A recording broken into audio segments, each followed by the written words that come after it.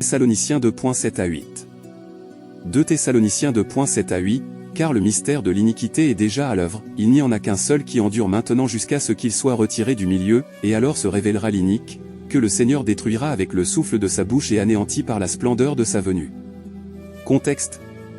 Ces versets font partie du contexte plus large de 2 Thessaloniciens chapitre 2, dans lequel l'apôtre Paul aborde les préoccupations des Thessaloniciens concernant la fin des temps et la venue du Christ. Commentaire.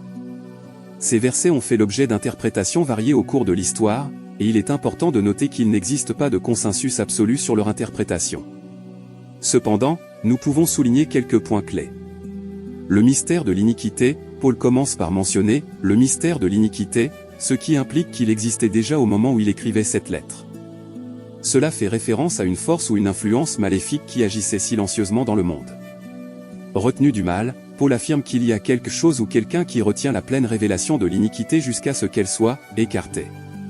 Certains comprennent cela comme une référence au Saint-Esprit ou à l'Église comme influence restrictive.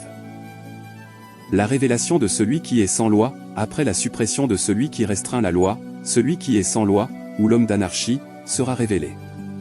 Ce personnage est souvent associé à un leader ou à un personnage maléfique qui joue un rôle central dans les événements eschatologiques décrits ailleurs dans la Bible. La défaite finale, le texte mentionne également que le Seigneur détruira le méchant par le souffle de sa bouche et l'anéantira par la splendeur de sa venue. Cela suggère que la venue du Christ entraînera la défaite finale du mal et l'établissement du royaume de Dieu.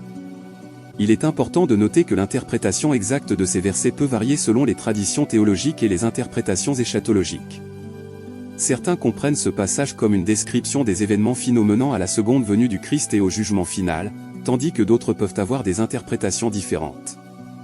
Par conséquent, il est sage de considérer le contexte plus large de la Bible et de consulter différentes sources et interprétations lorsque l'on aborde des passages prophétiques comme celui-ci.